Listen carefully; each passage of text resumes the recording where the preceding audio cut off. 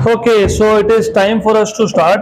Let us begin with next question. अगला question number 13. Coefficient of static friction between a coin and a gramophone disc is 0.5. Gramophone जिसको नहीं पता मैं बता देता हूँ. ग्रामोफोन जैसे अभी आपको अगर गाने सुनने हो तो आप मोबाइल फ़ोन प्ले कर दोगे.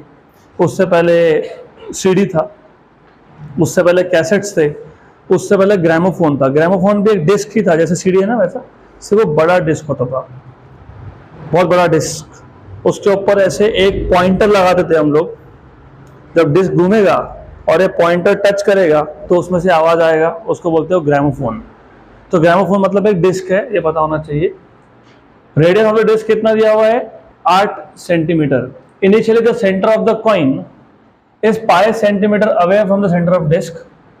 At what minimum frequency will it start slipping from there? By what factor will the answer change if the coin is almost at the rim? अच्छा क्वेश्चन है, पहले क्वेश्चन समझ लेते हैं अब. Coefficient of friction between coin and gramophone disc is 0.5. तो हमारे पास एक ग्रामोफोन का डिस्क है, तो मान लेते हैं ये ग्रामोफोन का डिस्क है. ये आ गया सेंटर. इसका आपको रेडियस दिया हुआ है डिस्क का. डिस्क का रेडियस कितना बोला है? 8 centimetre. Radius of the disc is 8 centimetre, तो 8 सेंटीमीटर. तो इसको कैपिटल आर बोल देता हूं मैं, तो साथ में गिवन में लिख देता हूं. कैपिटल आर ये है 8 सेंटीमीटर. सेंटीमीटर ये ऐसा है, यूनिट है क्या? ऐसा है क्या? ऐसा है नहीं. तो सेंटीमीटर को किस में कन्वर्ट करोगे? मीटर में. Into 10⁻⁻². Initially the centre of the coin is pi centimetre away. तो इस डिस्क के ऊपर तुमने रखा हुआ है एक कॉइन, तो मान लो कॉइन यहां रख दिया, ये कॉइन है. कॉइन का जो डिस्टेंस बोला हुआ है उसको स्मॉल आर बोल देते हैं. कितना बोला है स्मॉल आर? कितना बोला है? Pi centimetre. मतलब pi into 10⁻² metre. Okay. At what minimum frequency? At what minimum frequency मतलब फ्रीक्वेंसी फाइंड करने के लिए बोला है आपको. Will it start slipping from there? By what factor will the answer change if coin is almost at the rim? G की value pi square use करो. तो फ्रीक्वेंसी का आपको 2 वैल्यू पूछा है. पहले केस में फ्रीक्वेंसी पूछा है, इसको मैं n1 बोल देता हूं. दूसरे केस में भी फ्रीक्वेंसी पूछा है, इसको मैं n2 बोल देता हूं. डिफरेंस क्या है? आपको पहले केस में कॉइन यहां था, सही है, यहीं पे है. दूसरे केस में कहां बोला है? कॉइन कहां पे है? Rim. What is rim? Rim मतलब बाउंड्री, मतलब कॉइन को तुम यहां पे लेके आ रहे हो. तो दूसरे केस में स्मॉल आर की वैल्यू क्या बन जाएगी? Capital R. समझ में आया? पहले कॉइन कितने डिस्टेंस पे था? Pi centimetre, small R. क्या पूछा है? फ्रीक्वेंसी. दूसरे केस में क्या बोला है? फ्रीक्वेंसी बताओ, लेकिन कब बताओ? जब कॉइन कहां पे है? रिम. रिम मतलब क्या? बाउंड्री. मतलब स्मॉल आर की वैल्यू क्या बन जाएगी? Capital are. यहां तक बराबर? पक्का क्वेश्चन समझ में आया? डिस्क है जिसको तुम ग्रामोफोन डिस्क बोलते हो, उसके ऊपर कॉइन है. बस इतना याद लो, रख लो. डिस्क का रेडियस दिया हुआ है, कॉइन का डिस्टेंस दिया हुआ है, जी की वैल्यू दी है और फ्रीक्वेंसी पूछा है. अब देखो ऐसा है, ये फिजिक्स ना बहुत इजी सब्जेक्ट है ना? इजी. अब जोक मारते हैं, जोक नहीं मार रहा हूँ, इजी है. खुद सोचो थोड़ा. एक डिस्क है, उसके ऊपर एक कॉइन है. अगर मैं ये डिस्क को स्लो रोटेट करूंगा तो कॉइन क्या परफॉर्म करेगा? Very good. अगर मैं अभी स्पीड बढ़ा दूंगा तो ऐसा हो सकता है ज्यादा स्पीड पे कॉइन जो है ना, कॉइन वो बाहर की तरफ पुश होगा. ऐसा होता है क्या किसी के पास कॉइन? मेरे पास था लेकिन अभी नहीं है. है कॉइन है किसी के पास? होगा तो दो, इधर एक्सपेरिमेंट कर लेंगे. आपका बुक दे दो. Thank you. दो कॉइन, पास करो कॉइन. Good, thank you. ये कॉइन को मैंने रख दिया. अब मैं जब इसको रोटेट करूंगा ना, देखो कॉइन कहीं नहीं जा रहा, कॉइन सर्कुलर मोशन परफॉर्म कर रहा है क्योंकि रोटेशन स्पीड कम है. बराबर, सही. अब देखो क्या होगा, देखा क्या हुआ? मैंने सिर्फ स्पीड बढ़ाया, तो क्या हुआ, कॉइन गया, right, centrifugal force, very good. इस केस में सेंट्रीफ्यूगल फोर्स फ्रिक्शन से ज्यादा हो गया, तो कॉइन अपनी जगह पे तब तक रहेगा, मतलब सर्कुलर मोशन तब तक परफॉर्म करेगा जब तक सेंट्रीफ्यूगल फोर्स को फ्रिक्शन ने बैलेंस किया। तुम ज्यादा फास्ट घुमाओगे तो centrifugal force will be more than friction, तो coin will go away. Very good, ये जाते वक्त ले लो, भूलना मत। था क्लियर? गुड। तो अभी फॉर्मूला कैसे डिराइव करोगे? इजी है, इजी है। तब तक सर्कुलर मोशन होगा, मतलब तब तक कॉइन स्लिप नहीं होगा जब तक frictional force of static friction is equal to centrifugal force, मतलब mv²/r। या फिर क्योंकि तुमको n चाहिए, याद है क्या, ओमेगा इक्वल टू क्या होता है, 2πn, तो n चाहिए तो ओमेगा से मिलेगा ना, तो उसका दूसरा फॉर्मूला भी था mr ओमेगा², करेक्ट। तो fs equal to mr omega, omega होता है 2πn, तो यहां से n का फॉर्मूला बन जाएगा। Friction, do you remember static friction का आपको कोएफिशिएंट दिया है, कितना है, 0.5। आपको याद है कि फ्रिक्शन फोर्स कितना था, frictional force mu s times of normal reaction, भूल गए? Force of static friction is equal to mu into N. 11 में भी देखा था, और हमने अभी vehicle on a horizontal circular track उसमें भी देखा था। What is force of friction, mu s into N, तो एम आर 2π² इंटू n², बराबर 2π² into n²। What is normal reaction, mg, mr 2π² n², very good. m cancel, n² equal to mu S G upon 2 का square कितना, 4π² into r, सही है ना, हो गया, बराबर है, करेक्ट है, हाँ सही है, डोंट वरी, सही है ना, हाँ। 2 का स्क्वायर 4, यहाँ पे शिफ्ट कर दिया तो नीचे आ गया, पाई का स्क्वायर π², और r भी शिफ्ट कर दिया, हो गया, गुड। तो यहाँ से फॉर्मूला बन जाएगा n का। तो चलो ठीक है, अब एक काम करते हैं, सॉल्व कर लेते हैं। केस 1, n² इक्वल टू क्या है, n², म्यू एस इंटू जी। म्यू एस की वैल्यू कितनी है, 0.5, जी की वैल्यू कितनी लेने के लिए बोली है, π² अपॉन क्या था, 4π²r, 4π²r। पहले केस में रेडियस कितना है, पहले केस में रेडियस कितना है, स्मॉल r कितना है, पाई सेंटीमीटर है, तो pi into 10⁻⁻², very good, cancel, चलो सही हो गया। तो n² इक्वल टू, अब अच्छे से ध्यान देना, 0.5 मतलब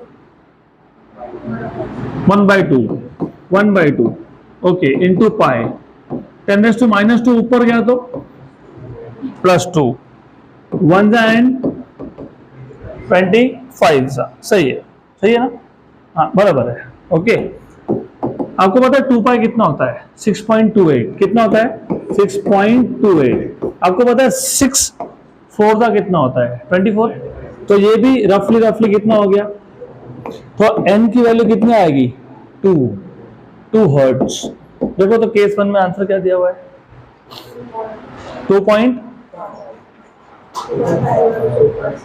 है ना, तो हमने अप्रोक्सीमेटली किया तो बराबर आ गया, हाँ आंसर तो ये आना चाहिए, 2 के आसपास ही होगा वो। कौन सा क्वेश्चन नंबर था ये, 13th, ओके। तो आंसर तो यही है, वो हमने थोड़ा सा ज्यादा अप्रोक्सीमेशंस कर लिए ना, इसके लिए फिर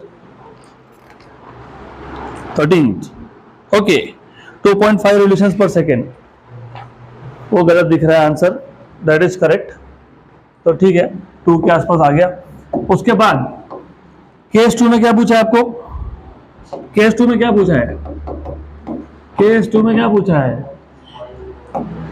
एन ही पूछा है, लेकिन केस 2 में स्मॉल आर की वैल्यू क्या है, कैपिटल आर। म्यू एस की वैल्यू कितनी थी 0.5, जी कितना था पाई स्क्वायर, नीचे क्या था 4 पाई स्क्वायर इंटू क्या था स्मॉल आर, यहाँ पे स्मॉल आर क्या है 8 इंटू 10⁻⁻²।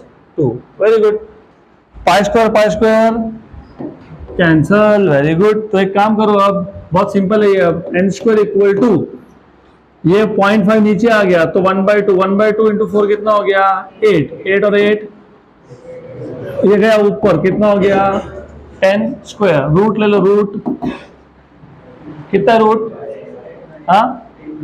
हाँ 10/8, 10/8 मतलब कितना 5/4, 5/4 मतलब कितना 1.25 हो गया, करेक्ट, बराबर। अब आपके जो नोट्स में आंसर है वो थोड़ा अलग तरीके से दिया हुआ है, मैं बताता हूँ क्या दिया हुआ है, डोंट वरी, मैं बता देता हूँ आपको।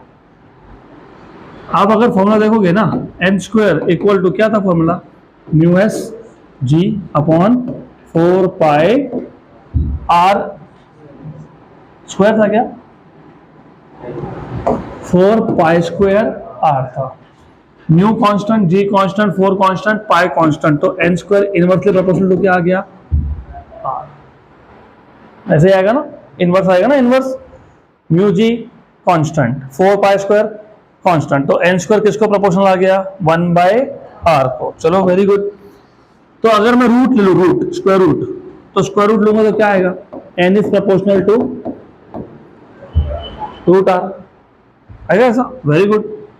तो n2/n1 कितना आएगा, n2/n1, n is inversely proportional to root R, तो n2/n1 क्या आएगा, रूट ऑफ r1/r2, बराबर। पहले r1 की वैल्यू कितनी थी पाई, अब कितनी बोली है 8, तो n2 क्या आएगा अंडर रूट ऑफ पाई/8 टाइम्स ऑफ n1। ये आंसर मिलना चाहिए, या जो मैंने बोला 1.25 वो मिलना चाहिए। अगर ये दोनों नहीं है तो आपके बुक में प्रिंटिंग मिस्टेक है। क्या है आपके बुक में, क्या दिया हुआ है, हाँ, तो वहाँ पे प्रिंटिंग मिस्टेक है, ये है आपका करेक्ट आंसर, क्योंकि प्रिंटिंग मिस्टेक है उसमें। चलो अगला क्वेश्चन, नेक्स्ट क्वेश्चन, ये क्वेश्चन भी इजी है, question number 14। Part of the racing track is to be designed for a curvature of 72 metre.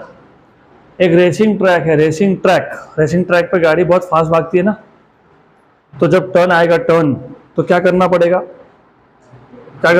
Banking करना पड़ेगा। बैंकिंग करोगे कहाँ पे, टर्न पे, तो टर्न पे, ऐसे टर्न पे आप रोड को ऊपर उठा लोगे, बैंकिंग कर लोगे, तो जो टर्न है उसका क्या होगा, रेडियस ऑफ कर्वेचर।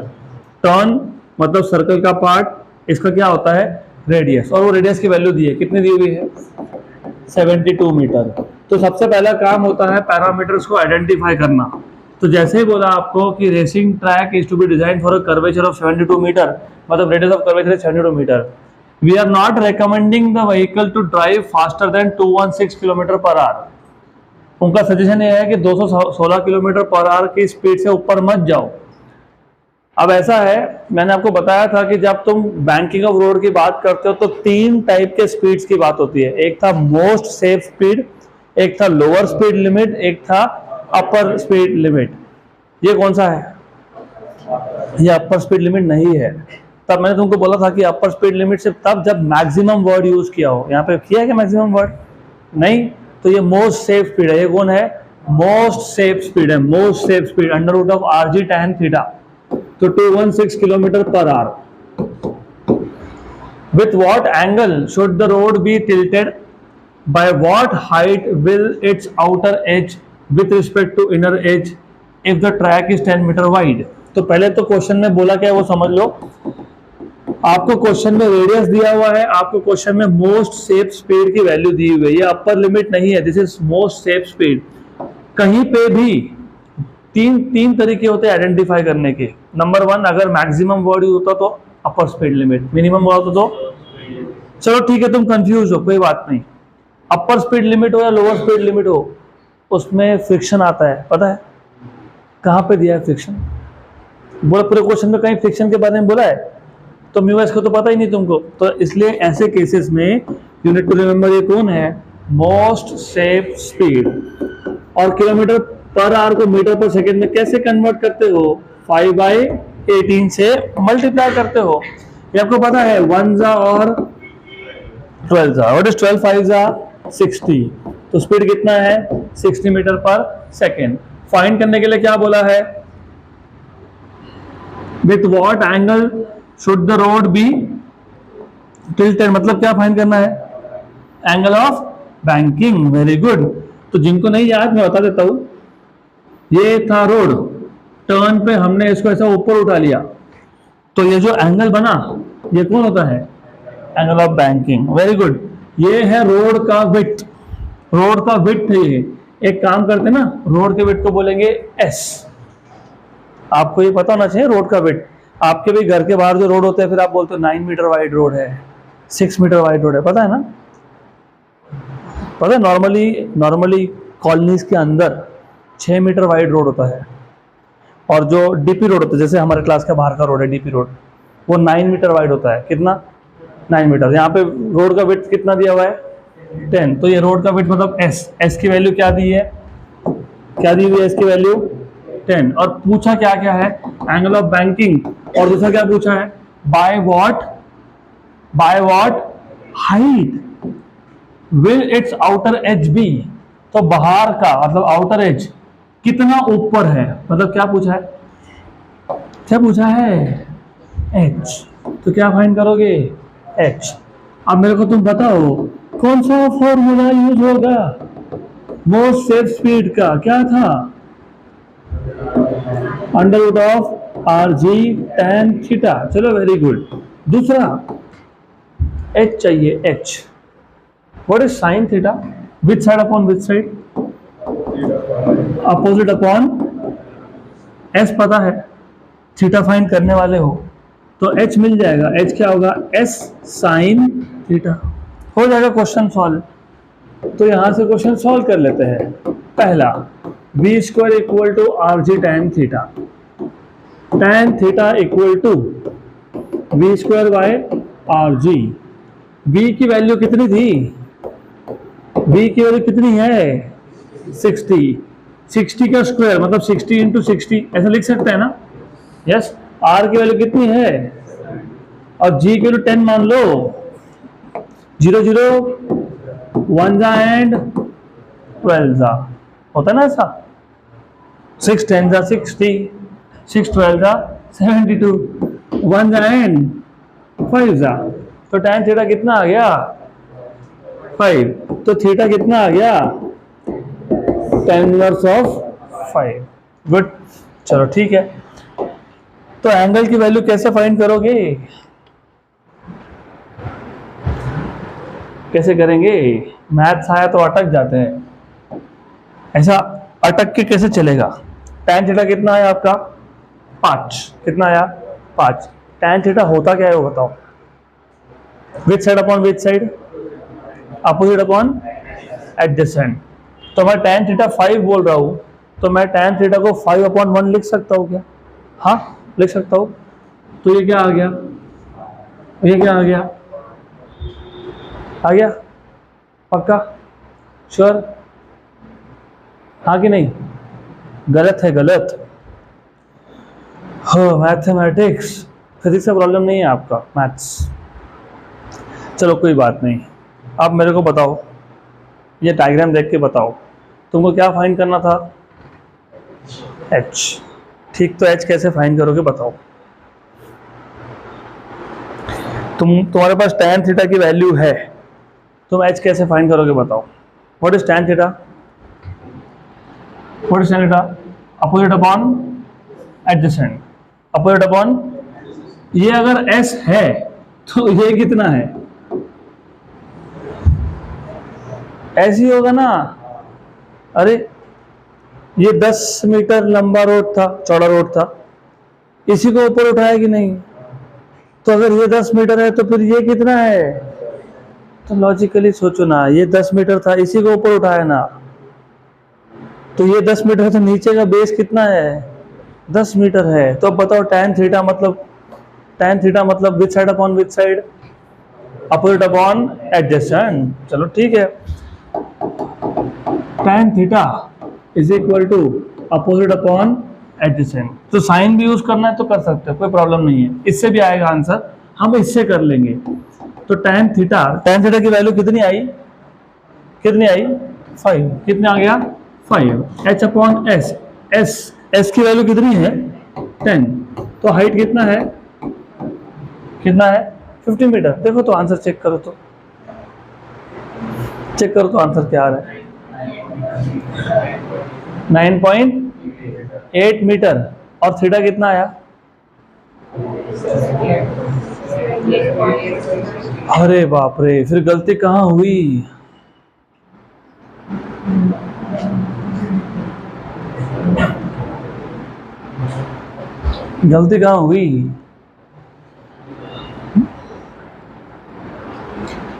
दोनों की गलती कि मैं बता दूं, चलो बता देता हूं।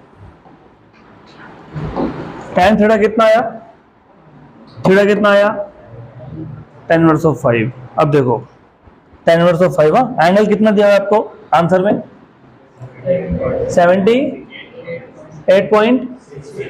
69 मतलब 78.7, ठीक है 78.7। इसका tan कितना आया 5, वेरी गुड। तो एंगल कितना आ गया 78.7। अब ये जो डायग्राम से मैंने ये लिखा था, अब ये अप्लाई करके देखो। मैं बताता हूँ, मैंने जानबूझ के लिखा वो, और वो कब अप्लाई करना वो बताऊंगा, पहले ये ध्यान दो। h equal to S sine theta, S की वैल्यू कितनी है 10, साइन ऑफ थीटा कितना आया 78.7। अब आपका आंसर करेक्ट आएगा 78.7। 78.7 का क्या लेंगे साइन, कितना आया, इसको 10 से मल्टीप्लाई करोगे 9.8, तो आंसर कितना आ गया 9.8। अभी आया करेक्ट। हाँ अब ध्यान दो, मैंने क्यों लिखा था, फिर उसका एक रीजन था। साइन थीटा और टैन थीटा इसकी वैल्यू सेम आ सकती है, लेकिन कंडीशन है जब थीटा स्मॉल हो। थीटा क्या होना चाहिए, स्मॉल, सही है। तुम्हारे पास एंगल कितना आया 78.7, ये स्मॉल है क्या, तो इसके लिए इस केस में डायरेक्टली लिखना नहीं, tan theta equal to opposite side upon S. वो सिर्फ कब होता है, जब साइन थीटा और tan थीटा में थीटा की वैल्यू क्या हो, स्मॉल, क्या हो, स्मॉल। अगर चाहिए तो मैं तुमको वो भी डेमो करके दिखाता हूँ, देख लो, क्योंकि ये बोर्ड एग्जाम में गलती करके आए थे, इसलिए मैंने आपको अभी बता दिया कि गलती नहीं करना। देखो ऐसा है, एंगल की वैल्यू स्मॉल लेते हैं, चलो स्मॉल ले लेते हैं, 0.5 लेते हैं एंगल। हाँ साइन कितना आया, साइन 0.0087। अब 0.5 का tan लेता हूँ, tan कितना आया 0.0087। तो tan थीटा और साइन थीटा की वैल्यू सेम कब आएगी, जब एंगल स्मॉल हो। और यहाँ पे आपका एंगल स्मॉल था क्या, नहीं, तो उस केस में यही फॉर्मूला अप्लाई करना, sine theta is opposite side upon hypotenuse. हो गया क्वेश्चन खत्म।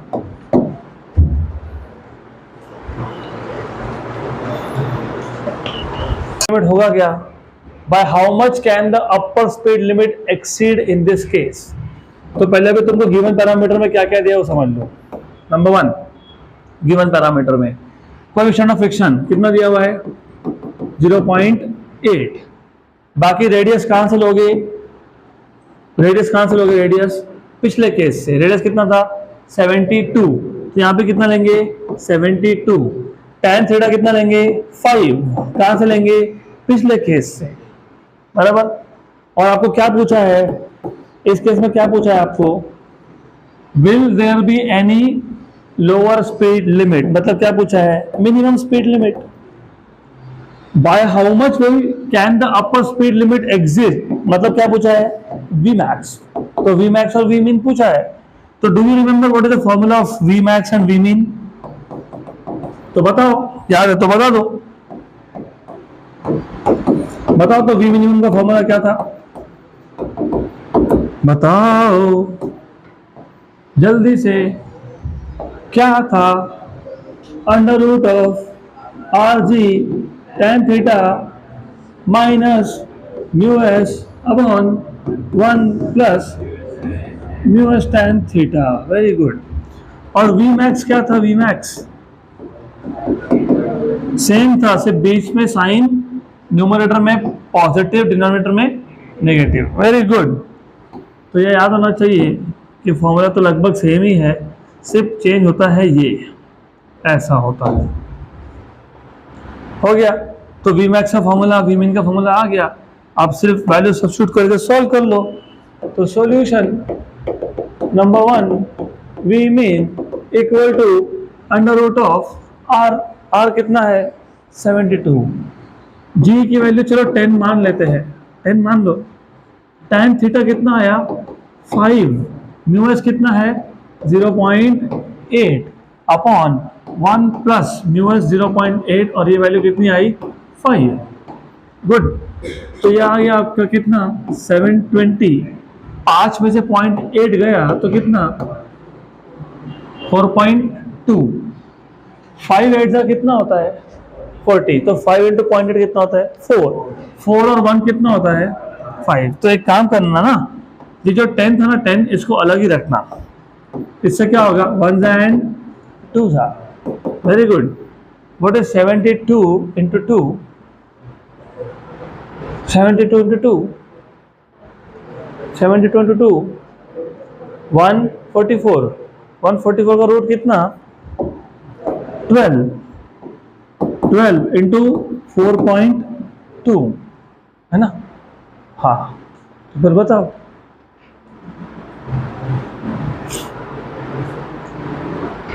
बताओ 4.2 का रूट रफली कितना आएगा? 2। 12 इंटू 2 कितना हो गया? 24। देखो आंसर क्या दिया हुआ है।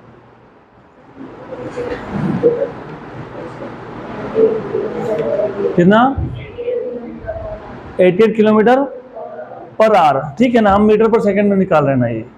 तो हमारा कितना हो गया? 24 मीटर पर सेकंड। किलोमीटर पर आवर में कैसे करोगे? 18/5। अगर किलोमीटर पर आवर से मीटर पर सेकंड में जाना तो 5/18, तो उल्टा के लिए क्या करोगे? 18/5। तो देखो अभी क्या आएगा, बताओ।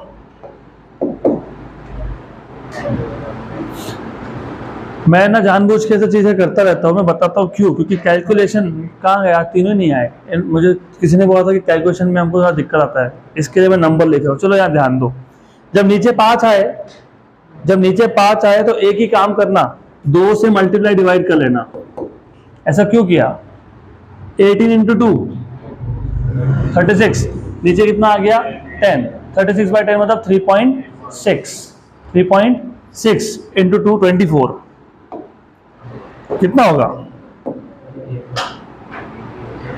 88 के आसपास ही आएगा, वो आएगा ना? हाँ, बता देता हूं मैं, बता देता हूं, कोई बात नहीं। 24 इंटू 3.6 कितना आया? हमारा रफ था ना कैलकुलेशन, तो एग्जैक्ट करोगे तो कितना आएगा? 88 किलोमीटर पर आवर। आ गया आंसर? पक्का? अब केस 2 क्या फाइंड करना है? केस 2 में वी मैक्स फाइंड करना है। चलो यहाँ ध्यान दो, बहुत इंटरेस्टिंग है, बहुत ही इंटरेस्टिंग है। V max does not exist. Upper limit exist करता ही नहीं है। क्यों नहीं करता बताता हूं। व्हाट इज वी मैक्स का फॉर्मूला? क्या था फॉर्मूला? क्या था? बताओ क्या था फॉर्मूला? जल्दी बोलो। अरे फॉर्मूला बताओ। Under root of R G. R कितना? जी कितना? 10। tan थीटा मतलब 5 प्लस 0.8। यहां तक सब ठीक चल रहा है, अभी गड़बड़ होगी। 1 minus 0.8 into 5। What is 0.8 into 5? 1 में से 4 गए तो -3। Square root of negative number कब से एग्जिस्ट करने लग गया? Square root of negative number क्या होता है? Imaginary, right? तो therefore V max does not exist, क्योंकि V max is imaginary. Square root of negative number आ गया। क्या दिया आंसर? डज नॉट एग्जिस्ट आएगा। हो गया। क्या बोला है? Theta is greater than 40। हाँ ठीक है, उसको वैसा मत लिखो, उसको ऐसा बोलो, since v max is imaginary upper limit does not exist. हो गया, खत्म, done.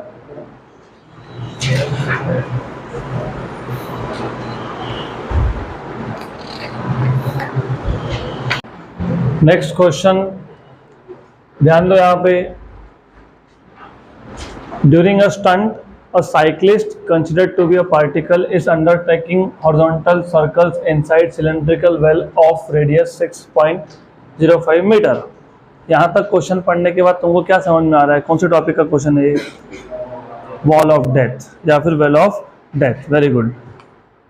If the necessary friction coefficient is 0.5, मतलब म्यू एस का वैल्यू दिया है, how much minimum speed should the stunt artist maintain? Mass of the artist is 50 kilogram. If he increases the speed by 20%, how much will be the force of friction? Correct? तो यहाँ तक question समझ में आया। अभी पहले तो समझ लो कि तुमको ये है वेल ऑफ डेथ या वॉल ऑफ डेथ का question. Well of death, wall of death, जिसको याद नहीं होगा वैसे याद होना चाहिए क्योंकि हमने बहुत बार रिपीट कर लिया है इसको। वेल ऑफ डेथ या वॉल ऑफ डेथ में होता ऐसा है कि आपको ऐसा एक सिलेंड्रिकल वॉल है, इसमें गाड़ी is performing horizontal circular motion. गाड़ी का जो वेट होता है, वेट वो होता है mg। mg को कौन बैलेंस कर लेता है? Friction, static friction. और नॉर्मल रिएक्शन होता है towards the centre. Normal reaction क्या प्रोवाइड करता है? Centripetal force. तो मेरा एक्सपेक्टेशन था कि आपको ये याद होगा और याद है, वेरी गुड। अब आपको गिवन पैरामीटर में क्या क्या दिया हुआ है? ये जो सिलेंड्रिकल वॉल है उसका रेडियस मतलब आर कितना दिया हुआ है? ये 6.05 मीटर। नेसेसरी फ्रिक्शन कोएफिशिएंट मतलब म्यू एस का वैल्यू 0.5। आर्टिस्ट जो स्टंट आर्टिस्ट है उसका मास कितना है? 50 किलोग्राम। आपको फाइंड करने के लिए क्या बोला है? आपको बोला है how much minimum speed, v minimum पूछा है आपको। और अगर 20% से स्पीड बढ़ा दी तो फोर्स ऑफ फ्रिक्शन कितना होगा? 20% से स्पीड बढ़ा दी तो फोर्स ऑफ फ्रिक्शन कितना होगा? सही है, ऐसे ही पूछा है। पहले ये देख के बताओ फोर्स ऑफ फ्रिक्शन किसको बैलेंस कर रहा है? तो एफ एस इक्वल टू क्या है? mg। तो फोर्स ऑफ फ्रिक्शन ये स्पीड पे डिपेंड करता है क्या? F S equal to mg। इस पूरे इक्वेशन में कहीं भी स्पीड आया क्या? नहीं आया ना। तो force of friction does not depend on speed. तो 20% बढ़ाओ या 100% बढ़ा दो, फ्रिक्शन चेंज होगा क्या? तो आंसर देखो, सेकेंड पार्ट का आंसर पहले देखो क्या बोला है? 500। ओके 500, हाँ 500 न्यूटन बराबर। यहीं से आ गया ना वो। F S equal to M G. M की वैल्यू 50 है, जी की वैल्यू 10 है, तो कितना आ गया? तो फ्रिक्शनल फोर्स स्पीड पे डिपेंड करता ही नहीं, वो कांस्टेंट है। तो एक काम करेंगे, सिर्फ उसको फाइंड करके रख देंगे हम लोग। स्पीड पे डिपेंड नहीं करता। तो स्पीड 20% से बढ़ाओ या 200% से बढ़ा दो, does not matter. Frictional force depend नहीं करता। मैं ये नहीं बोल रहा कि 200% से बढ़ाओगे तो गाड़ी का मोशन चलता रहेगा और गाड़ी बाहर उड़ गया, ओके, फ्रिक्शन ही खत्म हो गया, जीरो हो गया फ्रिक्शन, गाड़ी उड़ गया ना बाहर। तो चलो कोई बात नहीं। अब एक बात बताओ, ये वी मिनिमम का फॉर्मूला हमने डिराइव किया है और बहुत बार रिवाइज भी किया है। तो बताओ क्या था? Under root of R G by mu S. चलो वेरी गुड। दूसरा तो पता ही है तुमको, F S equal to M G. चलो ठीक। अब एक काम करेंगे, अब इसे वैल्यू सब्स्टिट्यूट करके सॉल्व कर लेंगे। तो v minimum equal to under root of R G. R की वैल्यू कितनी है? 6.05 और ये वैल्यू कितनी है? 10 upon mu S. Mu S कितना है? Mu S 0.05। पक्का ना? बाद में मत बोलना।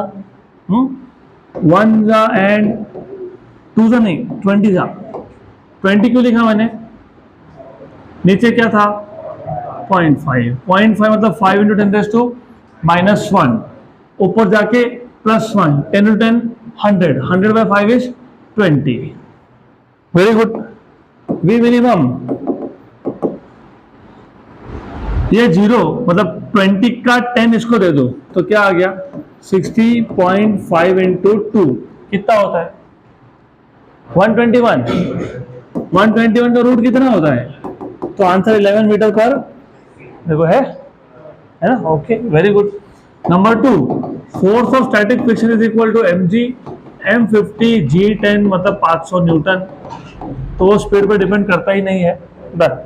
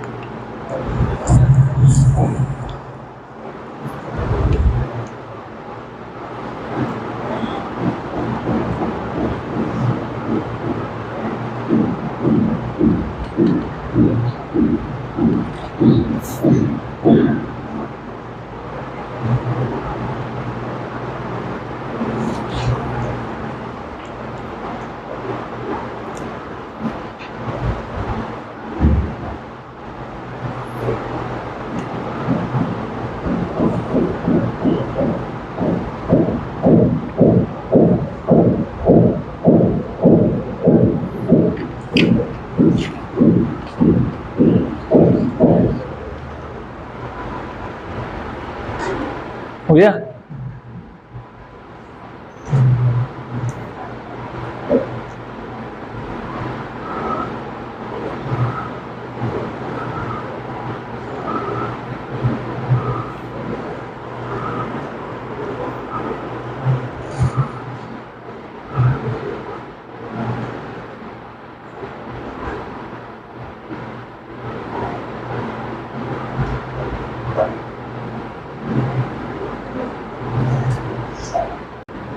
Next question, this is important question. हमने लास्ट लेक्चर में एक बहुत बड़ा क्वेश्चन सॉल्व किया था जिसमें 3-4 पार्ट्स थे। T इक्वल टू mg ऐसा कहीं तो दिया था उसमें, weight is equal to tension, उसका थोड़ा सा कॉन्सेप्ट यहाँ लगने वाला है तो ध्यान दो अच्छे से। A pendulum consisting of a massless string of length 20 centimetre and a tiny bob of mass 100 gram is set up as a conical pendulum. हमारे पास एक पेंडुलम है जिसमें जो वायर है, स्ट्रिंग है, उसका लेंथ कितना है 20 सेंटीमीटर, उसके जो बॉब लगा दिया उसका मास कितना है 100 ग्राम। इसको हम कैसा यूज कर रहे हैं, कोनिकल पेंडुलम जैसा। It's Bob now perform 75 RPM. RPM मतलब एन था कि ओमेगा था, एन था या ओमेगा था आरपीएम। मैंने कल परसों दोनों लेक्चर में बताया था आपको, एन होता है आरपीएम या फिर आरपीएस, रिवोल्यूशंस पर मिनट या रिवोल्यूशन पर सेकंड होता है लीनियर फ्रीक्वेंसी एन, और ओमेगा होता है रेडियन पर सेकंड। तो ये रिवोल्यूशंस पर मिनट एन है कि ओमेगा है, कौन है ये, एन है। Okay, calculate kinetic energy and increase in gravitational potential energy of the bob, use π² equal to 10। तो आपको गिवन पैरामीटर में सबसे पहले दिया हुआ है लेंथ 20 सेंटीमीटर, 20 सेंटीमीटर को मीटर में कन्वर्ट करोगे तो 0.2 आएगा। उसके बाद आपको दिया हुआ है मास 100 ग्राम, 100 ग्राम को किलोग्राम में कन्वर्ट करोगे तो 0.1 आएगा किलोग्राम। उसके बाद आपको दिया हुआ है N 75 RPM, revolutions per minute. अगर आपको याद होगा रिवोल्यूशंस पर मिनट को रिवोल्यूशंस पर सेकंड में कन्वर्ट करना तो डिवाइड बाय 60 होता है। 15 4 जा 15, 5 जा 5/4 मतलब 1.25 रिवोल्यूशंस पर सेकंड। आपको पूछा है π² की वैल्यू 10 लेने के लिए बोला है, ठीक है। और आपको पूछा है calculate kinetic energy and increase in gravitational potential energy. तो आपको सबसे पहले फाइंड करना है व्हाट इज काइनेटिक एनर्जी, और फिर फाइंड करना है what is increase in gravitational potential energy, change in potential energy मतलब। तो फॉर्मूला कौन सा यूज करेंगे वो देखते जाएंगे, सॉल्यूशन में ही देख लेंगे। तो सॉल्यूशन में पहला part kinetic energy, what is kinetic energy? Half M V square. Conical pendulum में वी स्क्वायर क्या आया था? कोनिकल पेंडुलम में वी स्क्वायर का फॉर्मूला क्या आया था? R G tan theta. Very good. तो kinetic energy will be basically 1/2 m R G tan theta. क्यों? क्योंकि हमने देखा था वी स्क्वायर होता है आर जी टैन थीटा। सही है, ये पता होना ही चाहिए, नहीं तो सॉल्व नहीं होगा क्वेश्चन। अब प्रॉब्लम ये है, आपको लेंथ दिया हुआ है, मास दिया हुआ है, रेडियस नहीं दिया हुआ है। कोनिकल पेंडुलम में क्या होता है? कोनिकल पेंडुलम में ना, इफ यू रिमेंबर,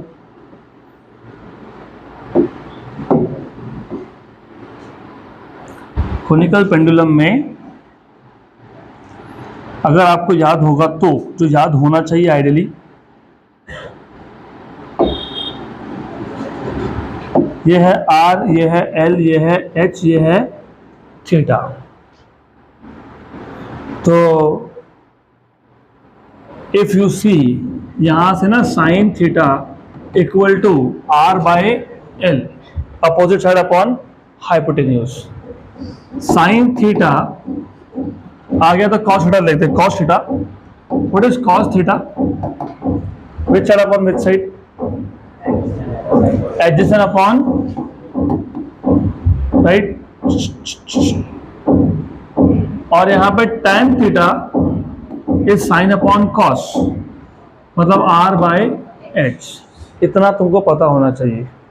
अगर हमको काइनेटिक एनर्जी चाहिए तो m हमारे पास है, कितना m?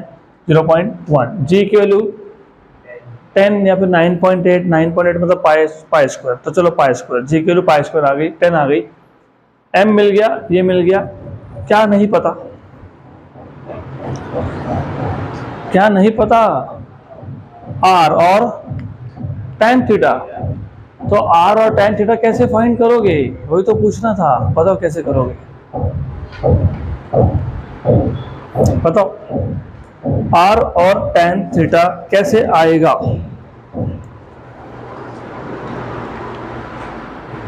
कैसे आएगा?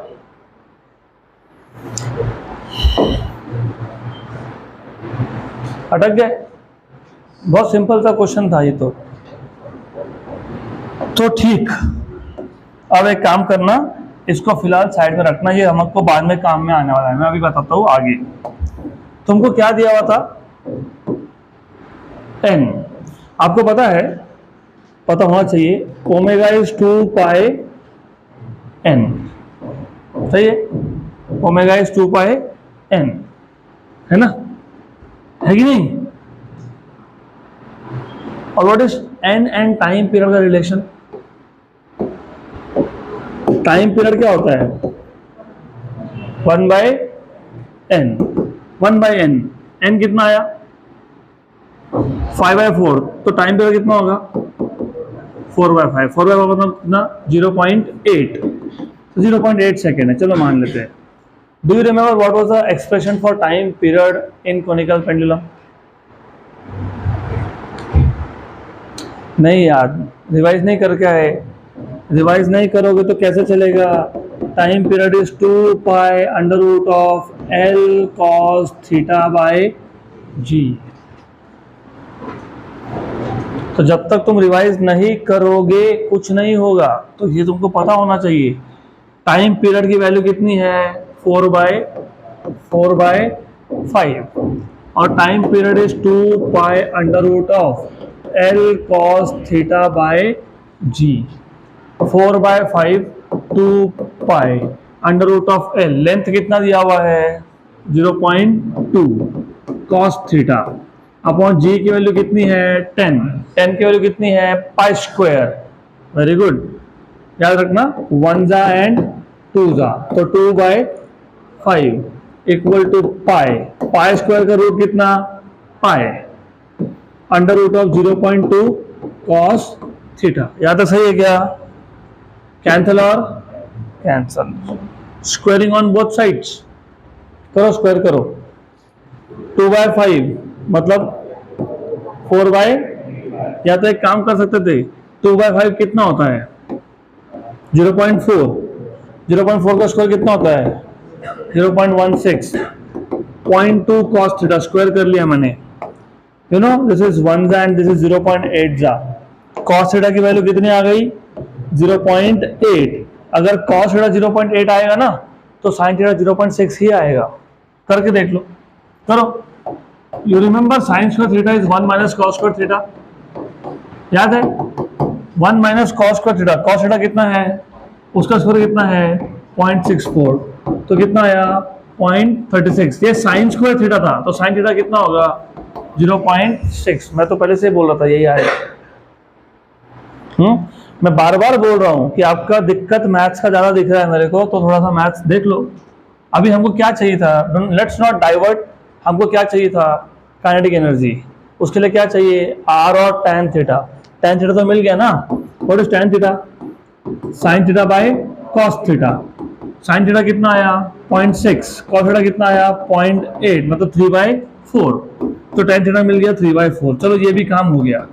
अभी क्या बाकी रह गया, सिर्फ क्या नहीं पता r, अभी r कैसे निकालेंगे उसके लिए लिख के रखा है मैंने, r क्या है L sin थीटा, r क्या है L sin थीटा, और L कितना है 0.2 और sin थीटा तुम्हारा कितना आया 0.6, तो कितना हो गया 0.12, ये मिल गया r, हो गया ये r हो गया। तो काइनेटिक एनर्जी का फॉर्मूला पूरा अब तुम यहाँ पे से पहले सब्स्टिट्यूट करो, mrg tan थीटा, m की वैल्यू कितनी थी 0.1, r कितना आया 0.12, g की वैल्यू कितनी लोगे 10, tan थीटा कितना है tan theta 3/4, very good very good, 4 1 जा 4 3 जा, है ना, अरे 0.12 है 0.3 जा, वापस सोच लो,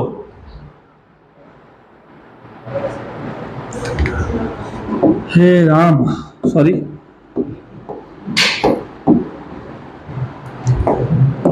1/2 10 raised to -1, 12 into 10 raised to -2 into 10 into 3/4, अब ठीक 1 जा 3 जा 3 3 जा 9, 9/2 is 4.5, 10 raised to -2, चलो एक काम करते हैं ना, ये 10 raised to -1 और ये 10 कैंसिल कर देते हैं, तो कितना बच गया 10 raised to -2 जूल। क्यों जूल, एनर्जी का ऐसा यूनिट क्या होता है जूल, तो 4.5 को 10 raised to -2 से मल्टीप्लाई किया तो कितना हो गया 0.04, देखो देखो देखो वही आएगा, नहीं आएगा तो करेक्शन कर लेना उधर, 0.045 जूल, ये क्या मिल गया काइनेटिक एनर्जी। तो क्या करें, खुद को भी तो खुश रखना पड़ता है बहुत, दिन भर नहीं तो पढ़ा के हम बोर हो जाएंगे, चलो कोई बात नहीं, वो तो नहीं होने वाला वैसे। अब आ जाते हैं पोटेंशियल एनर्जी पे, क्या रह गया पोटेंशियल एनर्जी, क्या रह गया पोटेंशियल एनर्जी। वैसे आइडियली स्पीकिंग कॉनिकल पेंडुलम में पोटेंशियल एनर्जी चेंज होता ही नहीं है, सेम रहता है, हाँ, लेकिन अभी इन्होंने बोला है कि बताओ कितना पोटेंशियल एनर्जी चेंज हुआ, तो बताना पड़ेगा, तो बता देता हूं, कोई बात नहीं। तो एक काम करेंगे, अगर आपको याद होगा तो ये वर्टिकल सर्कुलर मोशन का ग्राफ मैं यूज कर रहा हूं, लेकिन ये ग्राफ हमको लगने नहीं वाला है, मैं बता देता हूं। ये था सेमी वर्टिकल हाइट, नीचे था बॉब, इस बॉब को हमने ऐसा डिस्प्लेस किया, कैसा ऐसा, है ना, ओके सही, ये क्या था H था, ये कौन था L था, ये कौन है थीटा है, बराबर, ये तुम्हारा रेफरेंस लेवल हो गया, तो हाइट कितना आ गया, ये क्या आ गया, ये क्या आ गया H नहीं, H इधर है तो इसको क्या बोलोगे H डैश। अब एक बात बताओ, ये L है तो ये कौन है, कल ही बताया था L, अरे ये एंगल को एडजेसेंट है तो कौन है एडजेसेंट कौन होता है? कौन होता है? L cos theta. यहां तक समझ में आई बात? नहीं समझ में आई तो समझा देंगे फिर। ये h है, ये वर्टिकल हाइट है, ये इधर L था, सिर्फ मैंने L का प्रोजेक्शन कंपोनेंट देखा किस पे? H पे। L का प्रोजेक्शन H पे कितना आया? Very good. अब मेरे को डायग्राम देख के बताओ, H equal to L cos theta plus H equal to L cos theta plus H dash. Very good, very good. अभी सब क्यों करना है ना बताता हूं मैं आपको, पहले डायग्राम देख लो अच्छे से। तो H equal to L L L H equal to L cos theta plus H dash. तो H डैश क्या आ गया? L माइनस L माइनस, सही तो बोल रहे हो? अरे रे रे, H माइनस, ठीक है, लेकिन H खुद भी तो L ही है ना, वो भी स्ट्रिंग का लेंथ है कि नहीं?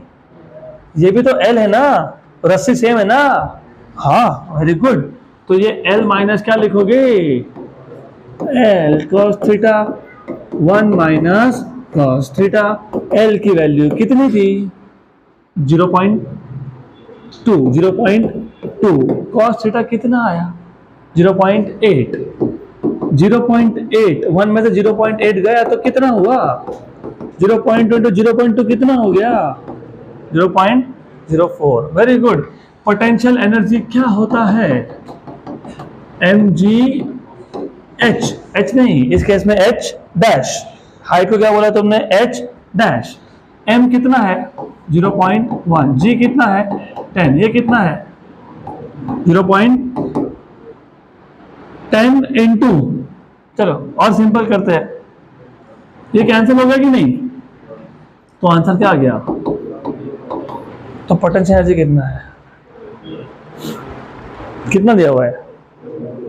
बराबर है, सही है, हो गया। तो हो गया, क्वेश्चन खत्म, डन। तो आज के लिए इतना सफिशिएंट है, बाकी कल देखते हैं।